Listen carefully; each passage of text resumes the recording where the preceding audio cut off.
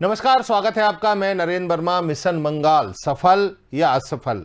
हार में भी जीत भारतीय जनता पार्टी को मिली है। जिस तरीके से हम लगातार बात कर रहे हैं, पिछली बार मात्र 3 सीटें लेने वाली भारतीय जनता पार्टी इस बार 2021 के चुनाव में काफी अंतर के साथ, एक हिसाब से देखा जाए तो लेफ्ट और कांग्रेस का भारतीय जनता पार्टी ने सफाया कर दिया है और एक बड़ी पार्टी बनकर बंगाल में भारतीय जनता पार्टी उभरी है। आज हमारे साथ में इसी तमाम मुद्दे पर हम चर्चा करेंगे। हमारे साथ में 4 वरिष्ठ पत्रकार जुड़े हैं। निर्मलेंदु शाह पश्चिम बंगाल से वरिष्ठ पत्रकार हमारे साथ जुड़े हैं। सत्येंद्र सिंह भी पश्चिम बंगाल से वरिष्ठ पत्रकार जो है हमारे साथ जुड़े हैं। टी राजलक्ष्मी जी दिल्ली से जुड़ी हैं हमारे साथ, और राजेंद्र शर्मा जी भी दिल्ली से जुड़े हुए हैं। चारों मेहमानों का बहुत बहुत स्वागत है। सबसे पहला सवाल निर्मलेंदु आपसे लेना चाहूंगा।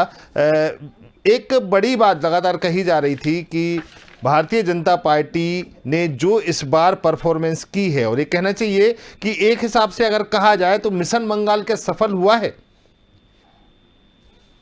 निर्मलेंदु जी, ये प्रश्न कर रहे हैं तो बहुत भारी प्रश्न है जी, क्योंकि पिछली बार 3 सीटें थी और इस बार 80 से ज्यादा सीटें ले ली गई हैं जी, लेकिन झूठ बोलकर किया गया है ना जी, देखिए पूरा का पूरा कुंबा एक असुर समाज है ये जी, भाजपा, आरएसएस, चुनाव आयोग, सीबीआई, ईडी, प्रधानमंत्री, गृह मंत्री, नड्डा, विजय वर्गीय, सभी central agencies, electric and print media, ये सब मिलकर एक महिला को हरा नहीं पाए।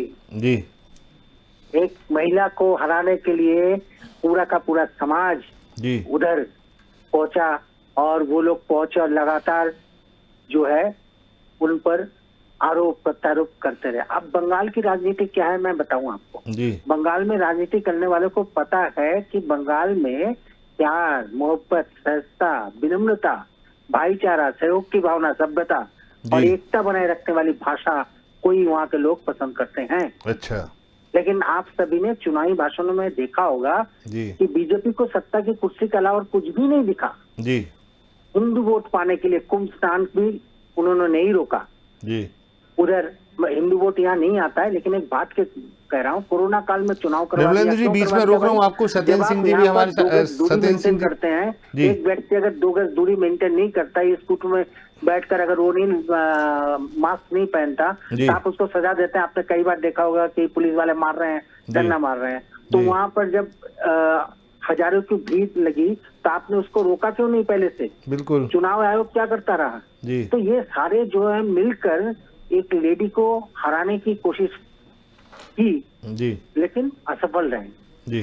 दरअसल क्या है ना, बीजेपी ने हमेशा झूठ बेचकर सत्ता हासिल करने की कोशिश की। आप देखिए नोटबंदी से शुरू होती है और हमेशा बेसिर पैर की रणनीति उन्होंने बंगाल में अपनाई। हर भाषण और हर रोड शो में निर्मलेंदु जी, सत्येंद्र जी हमारे साथ जुड़े हैं। सत्येंद्र जी, अगर एक हिसाब से देखा जाए, ये जो पहली नजर में पूरे बंगाल चुनाव को देखा जाए, सत्येंद्र जी अगर पहली नजर में बंगाल चुनाव को देखा जाए तो बीजेपी की भले ही हार हुई है, लेकिन अगर वोटों के गुणा भाग पर नजर डालें तो कई राजनीतिक मायने सामने निकल कर आते हैं। चुनाव रिजल्ट को देखकर ऐसा लग रहा है मानो बीजेपी ने बाजीगर जैसा प्रदर्शन क्या होगा वहां पे हुआ है। क्या मानेंगे आप सत्येंद्र जी? नहीं, देखिए क्षमा करेंगे, मेरे पूर्ववर्ती वक्ता कौन सी मन की नाम को नहीं सुन पाया जी, लेकिन जहाँ तक मैं बता रहा हूँ कि मैं 1985 से चुनावी कवरेज कर रहा हूँ जी। जब ममता बनर्जी पहली बार सोमनाथ चटर्जी को चुनाव हराई थी जी, और मैंने लिखा था बंगाल के शेरनी कि मुझे आनंद विजय ग्रुप से के तमाम जो मंत्रिमंडल में सुब्रत मुखर्जी जो भारी मतों से विजयी हो रहे हैं, उन्होंने कहा था कि तुमने कागजी भाव लिखा है, क्योंकि उस समय वो कांग्रेस में हुआ करते थे। इन सब बातें में इन सब चीजों पर नहीं करना चाहता। मैं सिर्फ 2-3 बातें कहना चाहूंगा कि भारतीय जनता पार्टी क्या बोल रही है या टीएमसी क्या बोल रहा है, उस पर नहीं जाऊंगा। मैं चुनावी राजनीति और गणित की बातें बात करूंगा, क्योंकि मेरा एक विश्वास रहा है कि मैं बहुत निष्पक्ष जनता की बात करता हूँ। मैं किसी पार्टी से टिकट नहीं हूँ, बिल्कुल बिल्कुल जी। सबसे सीधी बात मैं आपको एक बात बता दी, पहली बार 1977 में सत्ता परिवर्तन पहली बार जब हुआ था तो यहाँ इसमें मुस्लिमों का बहुत बड़ा योगदान था। 2011 में भी जब सत्ता परिवर्तन हुआ इसमें मुस्लिमों का योगदान था। ये जो 2021 में जो परिवर्तन की बात कही जा रही थी, जो मुस्लिमों का योगदान की कोई संभावना थी जैसे सोची भी नहीं जा सकती। जैसे हम बच्चों को पढ़ाने जाते हैं तो कहते हैं कि मैथमेटिक्स के साथ आपकी फिजिक्स हो या इकोनॉमिक्स के साथ अकाउंटेंसी हो या कॉमर्स के साथ बिजनेस हो या हिस्ट्री के साथ ज्योग्राफी हो। इसी तरह बंगाल में क्या है कि जब तक तीन कॉम्बिनेशन एक साथ नहीं होगा आपके साथ, आप सत्ता परिवर्तन नहीं कर सकते। मेरी बात को बहुत ध्यान से गौर से सुनेगा, अच्छा लगे या बुरा लगे। पहली बात, सबसे बड़ी बात क्या है यहाँ पे, यहाँ 365 दिन 24 घंटे राजनीति होती है। स्कूल मैनेजमेंट से लेके कॉलेज की यूनियन से लेके तमाम 24 घंटे राजनीति होती है। बंगाल जितना पॉलिटिकल काउंसिल स्टेट कोई नहीं है। और मैं शुरू से बात करता रहा हूँ और आज भी दावे के साथ करता हूँ और आने वाले आगे 20 साल के लिए कहता हूँ कि बंगाल में कभी हंग हाउस हो ही नहीं सकता। एक इन बात को आप समझ रहे हैं ना जी? हेलो, हाँ जी, सुन रहे हैं।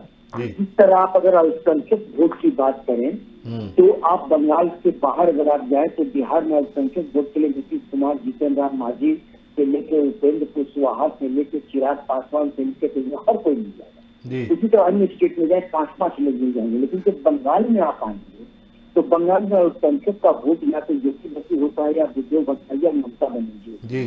जब यहाँ सत्ता परिवर्तन जब अल्पसंख्यक वोट उनके साथ जाने का सवाल नहीं होता। बिल्कुल। सत्येंद्र जी, हमारे साथ राजीव शर्मा जी जुड़ गए हैं। राजीव जी, आपका बहुत बहुत स्वागत। हाँ जी, पूरी करिए आप बात। पूरा करने क्षमा करेंगे। जी जी जी जी। वो ऐसी हो चाहे फिर ज्यादा हो, जिनको वोट देने का मतलब था कि सत्ता आने के वक्त संप्रदाय शक्ति को रोकने के लिए ममता के साथ आते, इसलिए मुसलमानों का पहला पसंदीदा पार्टी थी टीएमसी की, जिससे को बीजेपी को रोक सके। इसी का नतीजा था कि आप देखिएगा कि कांग्रेस और लेफ्ट के खाते में शून्य आया है। आपने दिल्ली में जब देखा हुआ कांग्रेस का खाता नहीं खुला था तो लोगों को आश्चर्यचकित हुए थे। मैं 2 साल पहले 1.5 साल पहले फेसबुक में लिखा जी। हेलो जी जी, सुन रहे हैं, बोलते रहिए। मैं 1.5 साल पहले ही कहा था कि जब बंगाल में लेफ्ट कांग्रेस का खाता न खुलता क्योंकि डायरेक्ट कंटेस्ट थे, जमाना गया तो 2 लोग लड़ेंगे। मैं बहुत सारे बहुत महत्वपूर्ण नेता कांग्रेस और वामपंथी में हार गए हैं। उनका संख्यक वोट टीएमसी के साथ गया है, वो बीजेपी को रोकने के लिए। जी, पहली बात। राजीव शर्मा जी जुड़े हैं। चूंकि समय की कमी है, सिर्फ आधा घंटे का प्रोग्राम होता है सत्येंद्र जी। राजीव शर्मा जी हमारे साथ जुड़े। राजीव जी, अगर एक हिसाब से देखा जाए तो बीजेपी की ताकत अगर बड़ी है, हम आज सुबह से डिबेट कर रहे हैं इस पूरे मसलों पे। एक कहना चाहिए हमारे साथ में टीएमसी के भी नेता जुड़े थे, हमारे साथ लेफ्ट के भी नेता जुड़े थे। लेफ्ट के एक नेता थे, उन्होंने बताया कि जिस तरीके से बंगाल में इस बार चुनाव हुए हैं तो भारतीय जनता पार्टी और टीएमसी के बीच चुनाव थे। क्या कहेंगे आप इसमें पूरे की कहीं ना कहीं भारतीय जनता पार्टी वहां पर एक दूसरी बड़ी पार्टी बन के उभरी है? देखिए भाई साहब, 38.10 जी, ये इस समय तक का बीजेपी का वोटिंग परसेंटेज है। ठीक है। और अगर आपको ध्यान हो, 5 साल पहले यही वोटिंग परसेंटेज था 10.16। बिल्कुल। तो और 2011 में टीएमसी को 38.38.9% वोट मिले थे जब उन्हें पहली बार सत्ता में आई थी। जी, तो मैं वही आपसे कह रहा हूँ जी कि 10.16 से कोई पार्टी उठकर के 38.10 या उससे आगे पहुंचती है जी। तो इसका मतलब है एक तो भारी गेन भारतीय जनता पार्टी ने जी पश्चिम बंगाल में किया है। बिल्कुल। ये और अच्छा होता कि ये मार्जिन और बढ़ता और सरकार बनाती बीजेपी वहां पर। लेकिन अगर आप ये देखें, बाकी पार्टियों के मुकाबले भारतीय जनता पार्टी ने पश्चिम बंगाल में ट्रिमेंडस गेन किया है। जी जी, तो बिल्कुल। हार जीत लगी रहती है जी। लेकिन उसके बावजूद हम इसको कम से कम मैं ये देखता हूँ और समझता हूँ कि भारतीय जनता पार्टी ने पश्चिम बंगाल में बहुत अच्छा किया है और 38.10 वोट प्रतिशत हासिल करके साबित कर दिया है कि वहां पर दूसरी अगर कोई ताकत है तो वो बीजेपी है। बिल्कुल बिल्कुल, दूसरी ताकत बीजेपी है। और कहा जाए कि 3 से लेके 80 तक या 75 तक भी पहुंचना अपने आप में एक बड़ा अचीवमेंट होता है। क्या मानेंगे आप, मोदी का मिशन बंगाल कहीं ना कहीं सफल हो रहा है?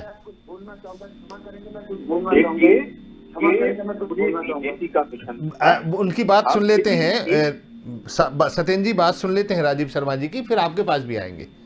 जी जी, देखिए, इसमें केवल आप मोदी जी को कहिए या इसमें आप कहिए कि अमित शाह का, इसमें आप कहिए नड्डा का, तो आप इसको इंडिविजुअली मत इसको कैटेगराइज कीजिए। नहीं, मोदी जी ने 2011 में मिशन मंगाल दिया था, मैं उसकी बात कर रहा हूँ कि 2011 से ही मिशन मंगाल की शुरुआत हो गई थी।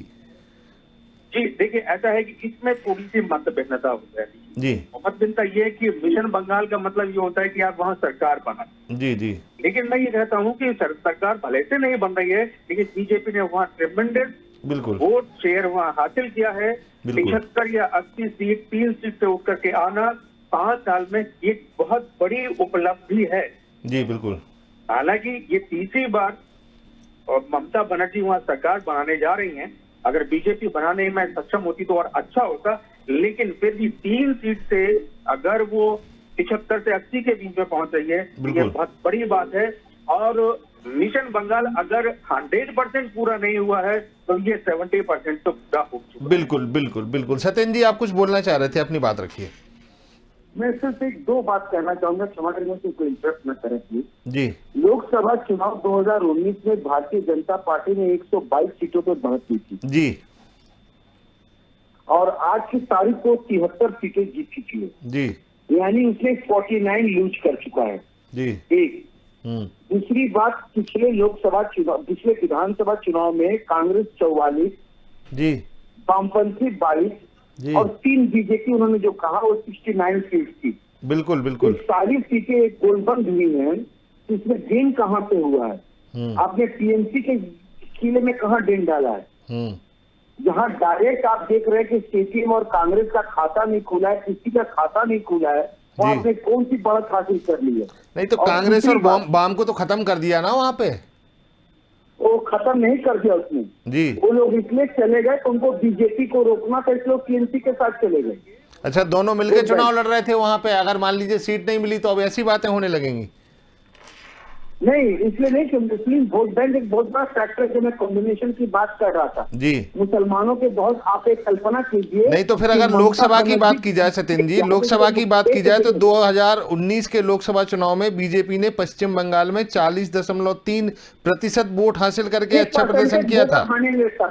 क्योंकि मैं मैथमेटिक्स में 99 पाया था और बाकी सब्जेक्ट में 40 पाया था। तो ठीक है ना, हम उसी की तो बात कर रहे हैं। आप देख लीजिए 99 आप पाए थे। तो आप मेरी बात सुन लीजिए। पहली बात कि मुर्शिदाबाद जैसा जिला जो अधीर चौधरी का गढ़ है, हेलो जी जी, जहाँ पर ममता बनर्जी 2011 से लेकर 2019 तक कुछ नहीं कर पाई, वहाँ ममता बनर्जी की पार्टी ने जो परफॉर्मेंस या बीजेपी ने दोनों ने किया है, दोनों की मैं बात कर रहा हूँ कि कांग्रेस का वहाँ खाता तक नहीं खुला है मुर्शिदाबाद में जी। और ममता बनर्जी खुद हार गई, जो उसका क्या कहेंगे? ममता बनर्जी जो हार गई उसकी बात तो मैं नहीं जा रहा, मैं बता रहा हूँ मुर्शिदाबाद की ममता ये हार गई जी। ठीक है, निर्मलेंदु जी जुड़े हुए हैं हमारे साथ लगातार। निर्मलेंदु जी, इस पूरे चुनाव को जैसे कि खेला होवे, विकास होवे और आखिरकार खेला होवे हुआ, क्या मानते हैं आप कि कितने कहा जाए कि विकास के मुद्दे हावी रहे या जातिगत आधार यहाँ पे हावी रहा? ऐसा चुनाव पहले कभी नहीं देखा बंगाल में। यहाँ जो सबसे बड़ा फैक्टर ये रहा जी कि भारतीय जनता पार्टी ने दिल्ली से लेकर तमाम जगह जो चुनाव लड़े उसमें विकास के मुद्दे पे लड़े जी। पहली बार उनको लगा कि विकास का मुद्दा मेरा कहीं नहीं चल सकता। उन्होंने बंगाल में आके पीच को देखते हुए या उन्होंने तुष्टीकरण की राजनीति पर चुनाव लड़ा। ये भी सच है कि ममता बनर्जी तुष्टीकरण की राजनीति पर विश्वास करती है। पूजा पाठ धर्म राजनीति जो है ना, यहाँ पूरी तरह चुनाव धर्मीय राजनीति चुनाव पे लड़ा गया। न यहाँ बेकारी मुद्दा था, न बेरोजगारी मुद्दा था, न कोरोना मुद्दा था, न ही कोई महंगाई मुद्दा था, न कोई भ्रष्टाचार मुद्दा था। यहाँ कुछ भी मुद्दा था, यह बिल्कुल धार्मिक अधिकार से आधार पर चुनाव लड़ा गया है, जिसका नतीजा यह है। जी बिल्कुल बिल्कुल। राजीव शर्मा जी, लेकिन अगर एक हिसाब से देखा जाए, ये मान लीजिए कि हमारे दोनों वरिष्ठ पत्रकार सत्येंद्र सिंह जी चाहे निर्मलेंदु जी बिल्कुल बंगाल से आते हैं, लेकिन एक बात यहाँ पे कहनी होगी कि ये अपने आप में अनूठा है। हालांकि मेहनत बहुत की है और जिस राज्य में पहले 3 सीटें हों वहाँ पे अगर 70-75 सीटों पे आप पहुँच रहे हैं तो अपने आप में बड़ी बात हो जाती है। एक और मैं बात आपसे पूछना चाह रहा था यहाँ पे कि लगातार जो लेफ्ट विचारधारा क्या खत्म हो गई है बंगाल में? लेफ्ट ने ममता बनर्जी के सामने सरेंडर कर दिया जी, और इस समय कोई भी लड़ा हो, सबकी केवल एक मंशा थी कि बीजेपी ना जीत पाए या बीजेपी सरकार बनाने के काबिल सीट ना ले पाए। एक चीज और मैं आपको बताना चाहता हूँ, जैसे अभी निर्मलेंदु जी बोल रहे थे, यहाँ पर पूरी तरीके से जितना भी, हालांकि मुझे लोग इसको अदरवाइज ना लें, जो एक पक्ष एक समुदाय था जिसको हम अल्पसंख्यक कहते हैं, जिसको आप सीधे सीधे कहिए रोहिंग्या, और जो बंगाल से आए हुए मुसलमान हैं, उन्होंने देख लिया था कि अगर उन्होंने ममता बनर्जी के पक्ष में वोट नहीं किया तो बीजेपी की सरकार बन जाएगी। बिल्कुल। और मैं आपको बताऊं, मोदी का चुनाव के बीच में बंगाल जाना और मतुआ संप्रदाय के मंदिर में जाना ये एक डीमेरिट साबित हुआ। जितना भी अल्पसंख्यक वोट था, जितना भी मुसलमान वोट था, वो पोलराइज हो गया पूरी तरीके से, और वो पूरा का पूरा तृणमूल कांग्रेस को गया। और जैसा कि हर चुनाव में होता है, बहुसंख्यक वोट डिवाइड होता है, वो हमेशा डिवाइड रहा, यहाँ भी डिवाइड रहा, और बीजेपी को उसका नुकसान यहाँ भी उठाना पड़ा। एक बात मैं और कहना चाहता हूँ, ये मेरी पर्सनल सोच है, मेरी व्यक्तिगत सोच है कि अगर बीजेपी अपने मूल मुद्दे से हटेगी, अगर बीजेपी फिर से वो सांप्रदायिक सद्भाव या सो कॉल्ड सेक्युलरिज्म के जाल में फंसेगी, तो पश्चिम बंगाल जैसा ही नतीजा उसे आगे भी देखने को मिलेगा। बिल्कुल, बहुत बड़ी बात है। उत्तर प्रदेश के आने वाले चुनाव में बीजेपी को ध्यान रखना पड़ेगा कि अगर वो विकास के मुद्दे पर जाती है, सो कॉल्ड सेक्युलरिज्म के मुद्दे पर जाती है, तो बंगाल जैसा नतीजा उसको यहाँ भी देखने को मिलेगा। बिल्कुल बड़ी बात है, बिल्कुल बड़ी बात है। निर्मलेंदु जी, आप कुछ कहना चाह रहे थे, बोलिए आप। यही कह रहा था कि बंगाल में उस तरीके हेलो, हाँ जी बोलिए। हेलो, मैं ये कह रहा था, जिस तीनों ने बहुत अच्छी बात बोली है, मैं एक बात कहना चाहता हूँ, ये सच है कि बीजेपी ने जो परसेंटेज अभी गेन किया वो सचमुच अद्भुत है। लेकिन एक बात आप लोग समझने की कोशिश करिए कि केवल और केवल ममता को हराने के लिए पूरा का पूरा कुनबा, बीजेपी का पूरा सीनियर लोग। लेकिन निर्मलेंदु जी, जब चुनाव होता है तो चुनाव में ये बातें तो होती है ना कि हराने के लिए। नहीं, वो सुनिए, चुनाव में अलग बातें नहीं होती हैं। दीदी और दीदी, ये सब क्या है? किसी को बैंक कर रहे हैं, आपकी बहन को मैं बैंक कर दूं, आप चलेंगे? आप उसको मानेंगे? तो यहाँ पर यहीं पर हार हुई है उनकी।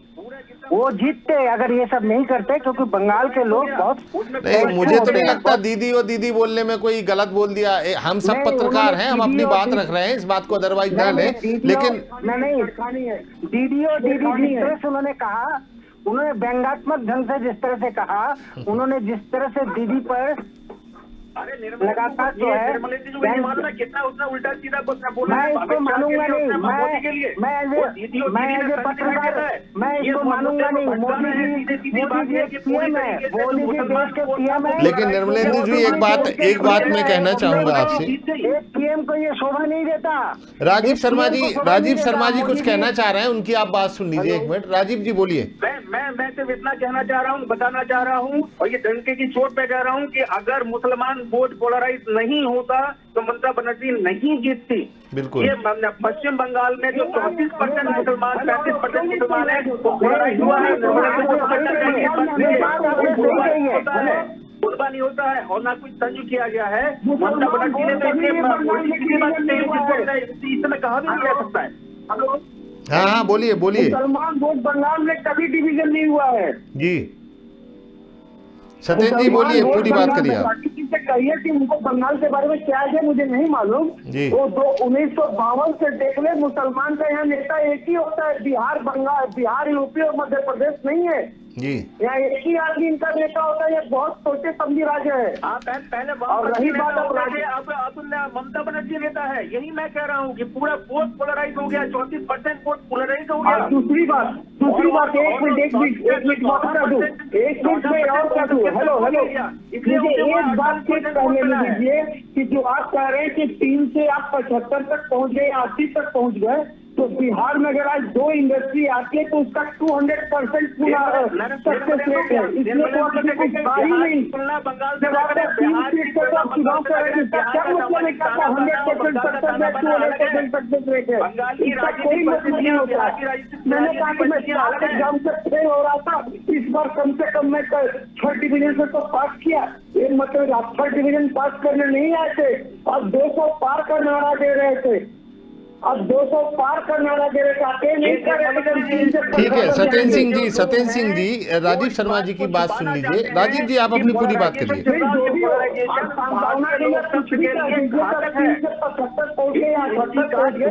कोई बहुत बड़ी आपकी सफलता नहीं है, क्योंकि आप 200 प्लस का नारा दे रहे थे। और एक तरफ आप महिला की बात करते, मैं तो महिला और समाज कुछ भी नहीं मानता। जब आप दंगल में उतर चुके हो तो आप न महिला हो न शेड्यूल कास्ट हो। बिल्कुल सही बात है, बिल्कुल सही बात है, बिल्कुल सही बात है, समान हो, बिल्कुल सही बात है। अब हम जीत गए तो शेड्यूल कास्ट से हार गए, तो हम शेड्यूल कास्ट को हरा दिए। देखिए, चुनाव में सब जीतने के लिए लड़ते हैं, चाहे टीएमसी हो, चाहे बीजेपी हो, चाहे लेफ्ट हो, चाहे कांग्रेस हो, सब जीतने के लिए लड़े थे चुनाव। राजीव शर्मा जी लगातार बने हुए हैं। राजीव शर्मा जी, अरे कौन सा बड़ा हाथ तोड़ दिए? आप 16 भी पाते तो आप कहते हैं 3 से 16 गए। सत्येंद्र सिंह जी, इस बात को अगर हम ऐसे देखें, सत्येंद्र सिंह जी, इस बात को अगर हम ऐसे देखें कि जो पार्टी कभी 3 सीटें लाती थी, अगर वो अब 80 के करीब पहुंच रही है। सत्येंद्र सिंह जी बात सुन लीजिए, सत्येंद्र सिंह जी बात सुन लीजिए, सत्येंद्र सिंह जी बात सुन लीजिए। आपकी बात सबने शांति से सुनी है, आप भी बात सुन लीजिए। सत्येंद्र सिंह जी, आप बात सुनिए। देखिए, एक बात आप ये भी समझिए कि अगर 5 सालों में उन्होंने अपनी वहां पे जमीन तैयार की है, हम सभी पत्रकार हैं, हम कोई किसी पार्टी के प्रवक्ता नहीं है, हम सब पत्रकार हैं, वो एक विश्लेषण हो रहा है अभी। मनीष ने बगैर विधायक जीते कैसे सरकार बना लिए? राजीव शर्मा जी, गोवा में कैसे सरकार बना लिए? नहीं, अब तो यहाँ भी बना सकते थे। सत्येंद्र सिंह जी, अब मुझे लग रहा है कि यहाँ हम सब पत्रकार हैं और हम पत्रकारों वाली बात करें, निष्पक्ष बात करें।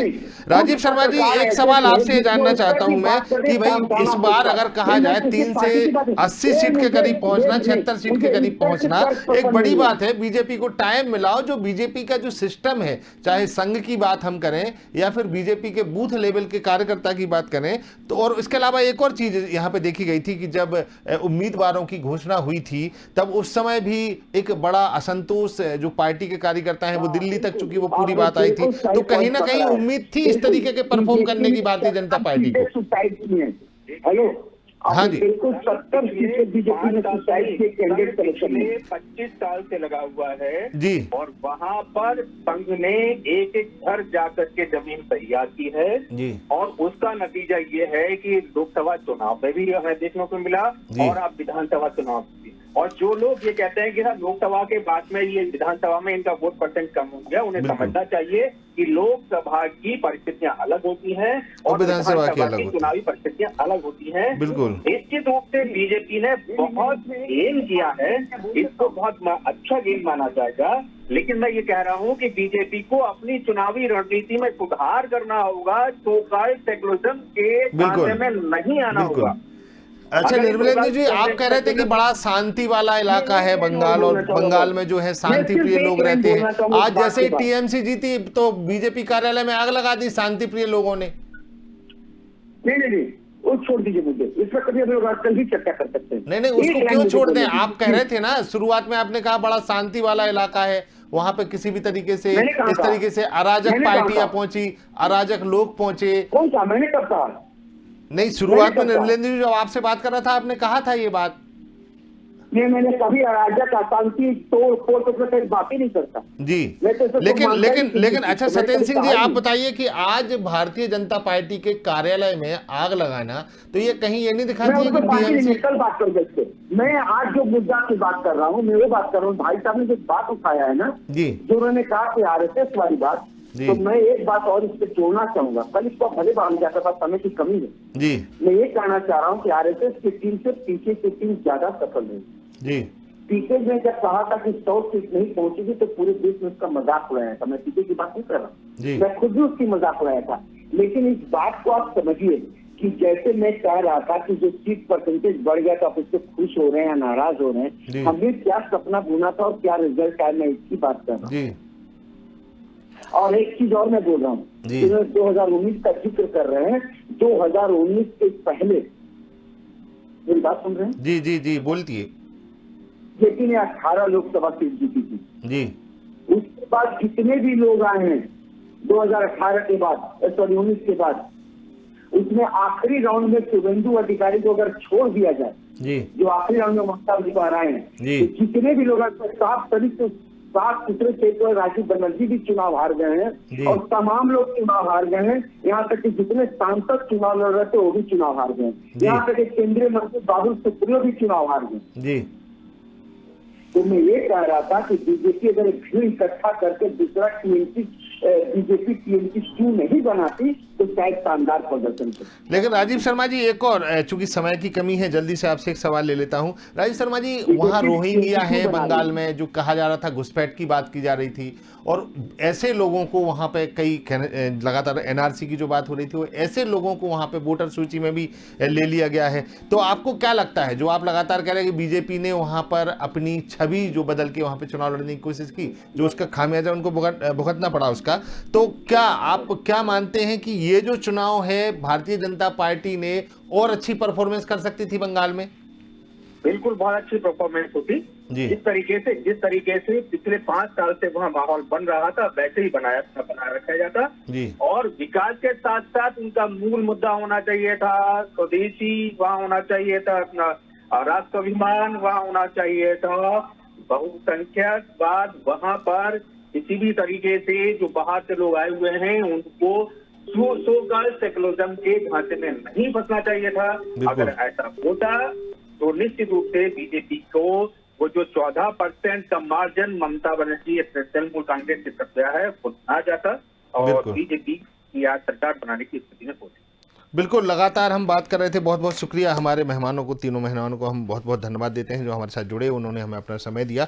मिशन बंगाल सफल रहा या असफल रहा, हालांकि हार में भी भारतीय जनता पार्टी को जीत मिली है, और जिस तरीके से भारतीय जनता पार्टी ने बंगाल चुनाव में परफॉर्मेंस दी है उसमें यह भी कह सकते हैं कि बिग बाजीगर की तरह वहां पर भारतीय जनता पार्टी ने चुनाव लड़ा है। और एक बात और, यहाँ पे 3 से लेकर अगर 80 के करीब भारतीय जनता पार्टी पहुंचती है तो अपने आप में एक बड़ी बात होगी। मिशन बंगाल कितना सफल, इस कार्यक्रम में अभी तक के लिए इतना ही। बने रहिए हमारे साथ, देखते रहिए स्वदेश न्यूज।